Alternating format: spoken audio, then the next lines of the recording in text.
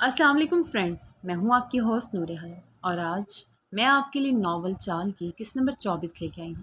इस नावल को तहरीर किया है यमन इबन ने। एपिसोड को स्टार्ट करने से पहले आपसे रिक्वेस्ट है कि हमारे चैनल को सब्सक्राइब करके वीडियो को लाइक करें और बेल आइकन क्लिक कर लीजिए। अब चलते हैं एपिसोड की तरफ। दीमा, दीमा, वो परेशान सा उसे पुकार रहा था। कमरा खाली था, बाथरूम का दरवाज़ा भी खुला था।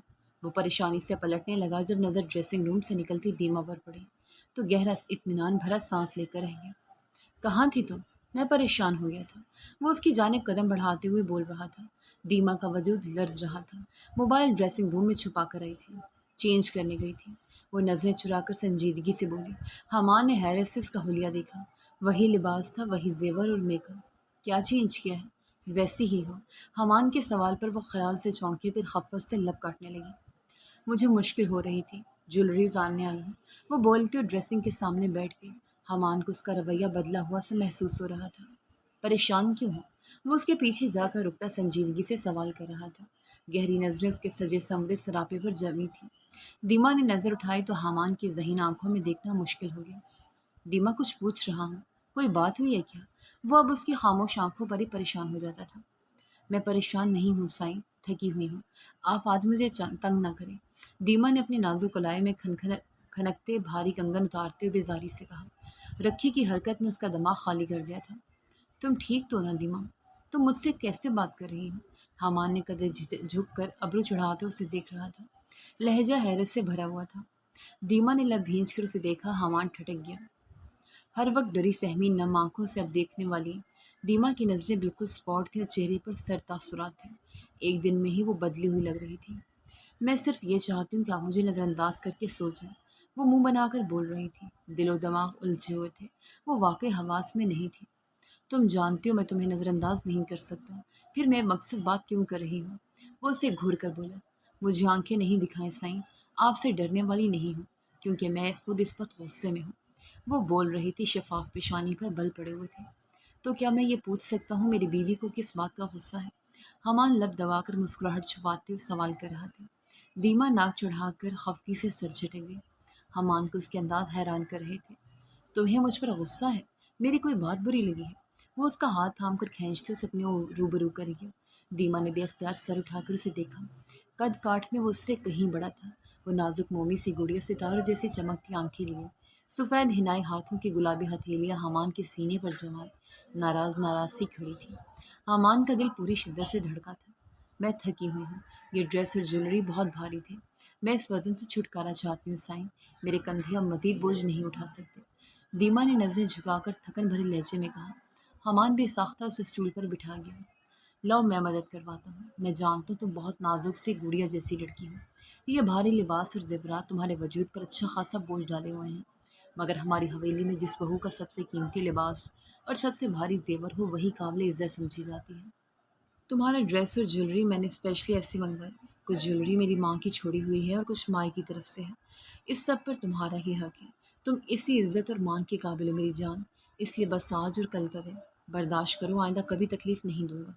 वो उसकी ज्वेलरी उतारते हुए मोहब्बत से बोल रहा था। दीमा खामोशी से उसे देखती रही। उसे भारी ज्वेलरी से आज़ाद करवाता, वो उसके भारी दुपट्टे की पिन्ने हटाता। दुपट्टा एक तरफ रख गया। दीमा ऐसे जमकर बैठी थी जैसे हरकत करने से कासिर हो। उसके जोड़े में बंधे नरम बाल भी खुल चुका था। अब ड्रेस चेंज कर लो। वो नरमी से उसका रुखसार थपथपाकर बोला तो दीमा स्टूल से उठी। भारी लिबास की वजह से उसके कंधे ढलके हुए थे। हमान यकटक उसका मासूम रूप अपने दिल में उतार रहा था। वो चेंज करने गई तो सोचों में उलझी हुई थी। मोबाइल अपने कपड़ों में छुपा चुकी थी। रखी ने यकीन दिलाया था कि उसका राब्ता करने से पहले इस मोबाइल पर कोई कॉल नहीं आएगी, मगर वो फिर भी डरी हुई थी और उसे अपना खौफ छुपाने का यही तरीका आया कि वो हमान पर भड़क रही थी। हमान अपना इजी ड्रेस पहनकर बिस्तर पर नीमदराज दीमा का इंतजार करने लगा। उसकी नाराजगी या गुस्से की वजह नहीं जानता था, मगर उसे दीमा का अंदाज सुकून पहुंचा रहा था। उसका नाक चढ़ाकर बोलना उसे पुरानी दीमा की याद दिला गया, जिसे वो पहली बार जतोई हवेली में मिला था। दीमा कमरे से निकली तो हमान को अपना मुंतजिर देखकर धप धप करती बेड की दूसरी जानिब लेट गई। वो खामोशी से उसे देखता रहा, फिर गहरा सांस भरकर उसकी कलाई थाम कर खींचते अपने करीब कर गया। मसला क्या है दीमा? बिन बताए नाराज़गी नहीं दिखाओ। ऐसे मुंह फुलाए रहोगी तो मैं सो नहीं पाऊंगा। वो नरमी से उसके बाल संवारते हुए सवाल कर रहा था। तंग हो रहा था, उसकी नाराज़गी की वजह जानना चाहता था। بے چینی اپنی جگہ مگر وہ لہجے کی نرمی، وہ دیما کے لیے اس کی مخصوص گرمجوشی اور محبت نہیں بدلی۔ میں ایک سوال کرنا چاہتی ہوں، کچھ جاننا چاہتی ہوں، مگر میں جانتی ہوں آپ مجھے جواب نہیں دیں گے۔ میری الجھن مزید الجھی رہ جائے گی، اس لیے بہتر ہے کہ ہم بات ہی نہ کریں۔ دیما اس کے حسار سے نکلی۔ ہما نے اس کا دور ہونا محسوس کیا، دل کو تھمتا وہ محسوس کر رہا تھا مگر کچھ کہا نہیں۔ اپنی بے چینی سے پریشان وہ ضبط سے اپنی جلتی آنکھیں بند کر گیا، پھر کچھ توقف کے بعد آنکھیں کھول کر دیما کو دیکھا۔ تم سے صرف سچ کہوں گا، پوچھو کیا پوچھنا ہے، وہ سنجیدگی سے بولا مگر لہجے میں نرمی تھی۔ کیا یہ سچ ہے آپ کے کزن کے قتل میں جتوئی خاندان کا کوئی ہاتھ نہیں ہے؟ آپ جانتے ہیں نا یہ سچ؟ دیما نے سوال کیا اور حمان کو حیران کر دیا۔ میں سچ جانتا ہوں یا نہیں اس کو چھوڑ، جرگا اسی لیے بیٹھا تھا کہ سچ جھوٹ کا فیصلہ ہو سکے۔ اگر جتوئی خاندان بے قصور تھا تو ثابت کیوں نہیں کیا؟ وہ بے تاثر لہجے میں الٹا سوال کر رہا تھا۔ دیما چپ سی ہوئی، دماغ کی ایک گرہ کھلی تھی مگر ابھی بہت بل باقی تھے، بہت سی گرہیں باقی تھیں۔ اور کیا؟ دیما نے سوال کرنا چاہا جب حمان نے اس کی آنکھوں میں دیکھتے اس کی بات کاٹی۔ اب تم یہ بتاؤ، یہ کیسے یقین سے کہہ رہی ہو کہ جتوئی خاندان بے قصور تھا؟ تمہیں آج کیسے خبر ہو؟ حمان نے آج پر زور دے کر سوال کیا۔ اس بار لہجہ بھی سنجیدہ تھا اور چہرہ بھی بالکل سنجیدہ ہو رہا تھا۔ دیما سٹ پٹا گئی۔ کیسے بتاتی، رکھی آئی تھی، چوری چھپے ملاقات بھی کی، سچ بتایا اور موبائل دے کر چلی گئی۔ دیما کا چہرہ رنگ بدل رہا تھا اور حمان اس کے چہرے کا ایک ایک تاثر توجہ سے دیکھ رہا تھا۔ مجھے ایسے مت دیکھیے سائیں، میں آپ کے غصے سے نہیں ڈرنے والی۔ وہ جواب دینے کی بجائے اس کی نظروں پر ہتلا کر بولتی خود کو بہادر ظاہر کر رہی تھی۔ حمان نے اس کا چہرہ تھام کر بے باک سی گستاخی کی۔ دیما کا چہرہ سرخ ہوا تھا۔ کیونکہ میں تمہیں ڈرا نہیں رہا، جس دن میں نے ڈرایا اس دن تمہیں کوئی پناہ نہیں ملے گی دیما۔ اس نے ایک نرم سی سرگوشی کی تھی، الفاظ دھمکی آمیز تھے۔ دیما گھبرا کر کروٹ بدلتی آنکھیں بند کر گئی اور حمان پرسوچ نظروں سے اس کی پشت دیکھتا رہ گیا۔ سفید حویلی میں حمان کے ولیمے کی دعوت بہت شاندار کی گئی تھی۔ زرینہ بیگم اللہ اللہ کرتی رہیں، خیر سے ولیمہ گزرا، کوئی مسئلہ نہیں ہوا تھا۔ ولیمے کے روز لوگ خوش تھے مگر دیما چپ چپ سے تھی۔ تیاری کے دوران کمرے میں تنہائی ملنے پر جب اس نے موبائل چیک کیا تو ایک میسیج آیا ہوا تھا، عجیب سا میسیج۔ ایک یہ ضد کہ میرل جتوئی نے قتل نہیں کیا اور یقین دلایا گیا تھا کہ جلد دیما کو سفید حویلی سے آزاد کروا لیا جائے گا۔ وہ سفید حویلی میں دل نہ لگا، وہ تب سے پریشان بیٹھی ایک ایک کا منہ دیکھ رہی تھی۔ یقیناً میرل جتوئی یا سجاول جتوئی کوئی ہنگامہ کھڑا کرنے والے تھے۔ وہ پہلے اپنی حویلی سے نکالی گئی تھی۔ سفید حویلی میں آنا اور ذلت اٹھانا بہت مشکل تھا۔ اسے مقام نہیں مل رہا تھا، وہ بنی تھی، ڈری ہوئی تھی۔ مگر اب وہ وقت گزر رہا تھا، اب مردوں سے سامنا نہیں ہوتا تھا اور اب حمان اس کے پاس ہی رہتا تھا۔ پھر جو محبت حمان میرانی اسے دے رہا تھا ویسی محبت اسے زندگی میں نہ کبھی کسی نے دی تھی نہ کوئی دے سکتا تھا۔ دیما اب سفید حویلی سے نکالے جانے پر ڈری ہوئی تھی، جانا ہی نہیں چاہتی تھی۔ حمان کا ساتھ اتنا سکون دیتا تھا کہ کبھی کبھی گھبرا کر سوچتی تھی وہ پہلے سے اسے پسند کرنے لگی تھی یا اب ایسا ہو رہا تھا۔ سامنے شاہم لائٹ پیرٹ کلر کا نفیس لباس پہنے زرینہ بیگم کے ساتھ بیٹھی مسکرا مسکرا کر سب سے باتیں کر رہی تھی۔ اس کی شفاف رنگت دمک رہی تھی، لبوں پر نرم سی مسکان سجی ہوئی تھی۔ رب خیر سے تمہارے دامیر کو بھی باپ بنائے، پہلے ہی دامیر کی شادی بہت دیر سے کی تم نے، ایسا نہ ہو بھتیجا پہلے باپ بن جائے۔ زرینہ بیگم کی بڑی بہن نے باتیں کرتے ہوئے گہری نظر شاہم کے سجے ہوئے خوبصورت سراپے پر ڈالی۔ ان کی بات پر شاہم کا چہرہ شرم سے سرخ ہوا تھا، جبکہ زرینہ بیگم نے اطمینان سے مسکرا کر سر ہلایا۔ کیا کرتے دامیر ہی ہاتھ نہیں آتا تھا، بڑے سائیں گھر کی لڑکی لانے کے حق میں نہ تھے، پھر جس لڑکی کا نام لیتے بدک جاتا تھا، اپنے غیر سب چھان مارے تھے۔ میں تو بچپن سے شاہم کو سوچے بیٹھی تھی، رب کی کرنی ایسے ہوئی کہ دامیر کا کہیں دل نہیں اٹکا، میری شاہم میں کوئی کمی بھی نہیں۔ خیر ہوگی انشاءاللہ، میری شاہم جلدی ہمیں خبر سنائے گی۔ زرینہ بیگم نے اپنی بہن کو بتاتے ہوئے محبت سے شاہم کا سر تھپکا۔ وہ سر جھکا کر بیٹھی رہی، ان کی باتیں، ان کی خواہش اس کے دل میں ایک خانہ بنا کر فٹ ہوئی تھی۔ سر شام ولیمے کی ہلچل ختم ہونے پر دامیر مردان خانے سے لوٹ کر آیا تو شاہم چائے بنا کر اس کے پاس پہنچی۔ آنکھوں میں تھکن تھی مگر چہرہ گلال ہو رہا تھا۔ کیا ہوا، تمہاری طبیعت تو ٹھیک ہے شاہم؟ دامیر نے اس کا سرخ چہرہ دیکھ کر فکر مندی سے سوال کیا۔ وہ سٹ پٹا کر چہرہ چھپانے لگی۔ جی سائیں، میں تو ٹھیک ہوں، مجھے کیا ہونا ہے، وہ گھبرا کر بول رہی تھی۔ دامیر نے چائے کا کپ لے کر ایک طرف رکھا اور اس کے چہرے کو چھو کر چیک کرنے لگا۔ پھر اتنی سرخ کیوں ہو رہی ہو؟ وہ حیران ہوا۔ شاہم خفت زدہ ہو گئی۔ دامیر سائیں پلیز، ضد ہو کر اس کا ہاتھ ہٹا گئی۔ میں فکر کر رہا ہوں اور تم بہت نخرے کرتی ہو۔ وہ خفا ہوا اور چائے کا کپ اٹھا کر لبوں سے لگا لیا۔ شاہ منہ بسورتے اپنی جگہ سیٹ کرنے لگی۔ تعمیر چائے پی کر موبائل استعمال کرنے لگا۔ آج مائیں نے بڑی اماں سائیں سے بہت عجیب عجیب باتیں کی ہیں۔ مجھے ساتھ بٹھا کر دونوں شرمندہ کرتی رہیں۔ شاہم رہ نہیں پائی تھی۔ کچھ دیر کروٹیں بدلتی رہی، پھر دامیر کو دیکھتے ہوئے بول پڑی۔ کیوں ایسا کیا کہا؟ وہ سرسری سے لہجے میں پوچھنے لگا۔ توجہ موبائل پر تھی۔ کہتی تھی جلدی خوشخبری سناؤ، دامیر کی شادی میں دیر ہوئی، اب اسے جلدی باپ بن جانا چاہیے۔ شاہم ان کے انداز میں بولتی دامیر کو چونکا گئی۔ بے ساختہ موبائل رکھ کر وہ دلچسپی سے شاہم کو دیکھنے لگا۔ ابھی ہماری شادی کو وقت ہی کتنا ہوا ہے؟ شاید 1 مہینہ، اور بس ابھی سے یہ باتیں کر رہی ہیں جیسے بہت سال ہو گئے ہوں۔ میں شرمندہ ہو رہی تھی۔ ماں نے پرواہ ہی نہیں کی۔ شاہم دامیر کو دیکھتے بنا بولتی چلی جا رہی تھی۔ وہ آہستگی سے ہنسا۔ کیا تم ایسا نہیں چاہتی؟ اس نے سنجیدگی سے سوال کیا۔ شام کی بات ادھوری رہ گئی۔ ہونک زدہ سی دامیر کو دیکھنے لگی۔ کیا مطلب؟ وہ شاید واقعی نہیں سمجھ پائی تھی۔ مطلب یہ کہ کیا تم ماں نہیں بننا چاہتی؟ میں تو باپ بننا چاہتا ہوں۔ ہاں، ہماری شادی کو 1 مہینہ ہی ہوا ہے، مگر مجھے بھی جلدی ہے۔ وہ آنکھوں میں شوق کا جہاں آباد کیے شاہم کے نہایت قریب ہوا۔ ایسا نہیں ہے کہ میں بننا نہیں چاہتی، مگر یہ تو اللہ کی مرضی ہے۔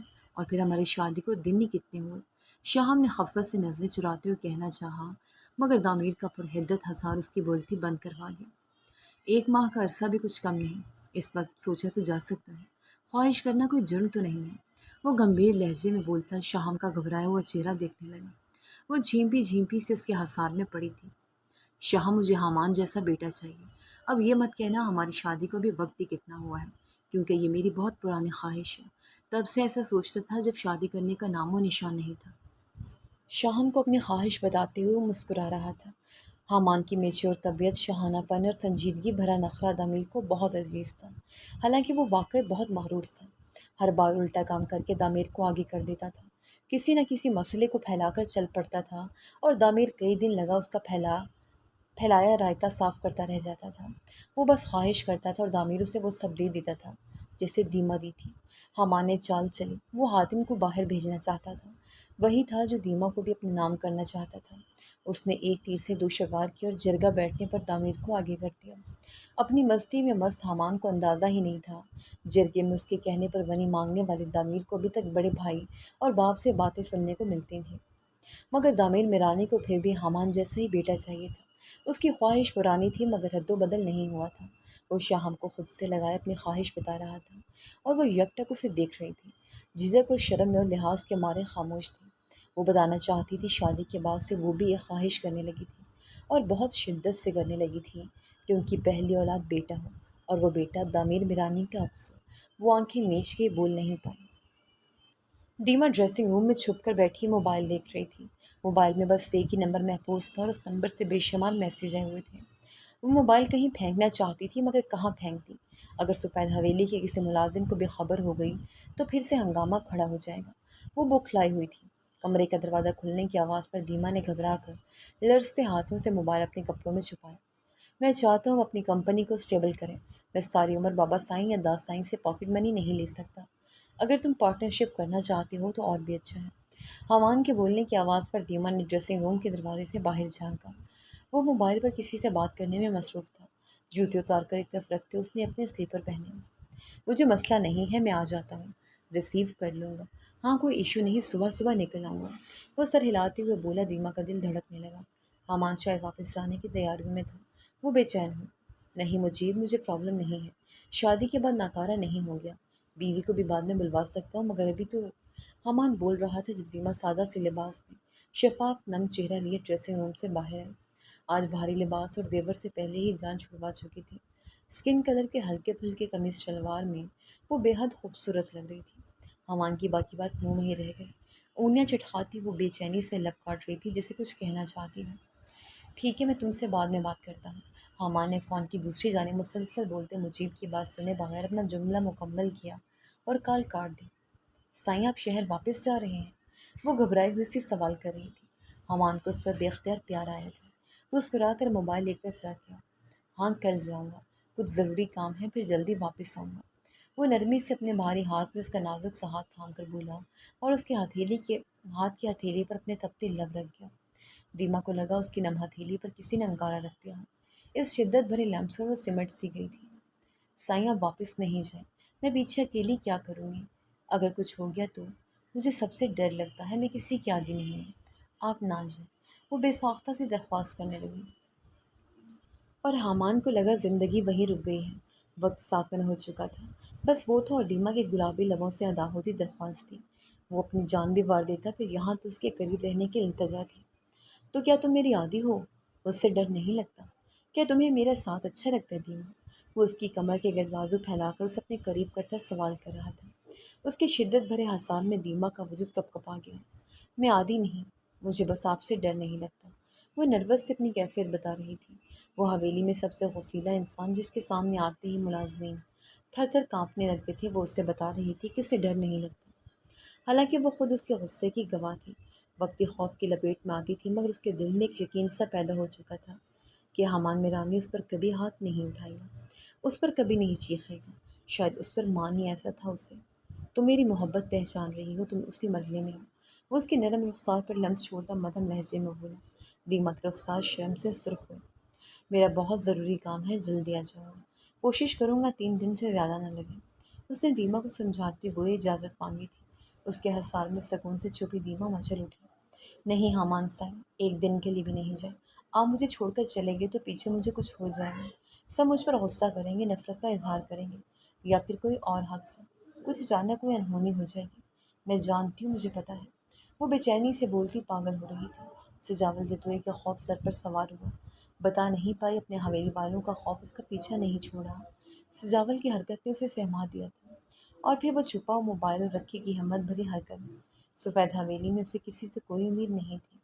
دامیر میرانے سے بھی اسے خوف محسوس ہوتا تھا۔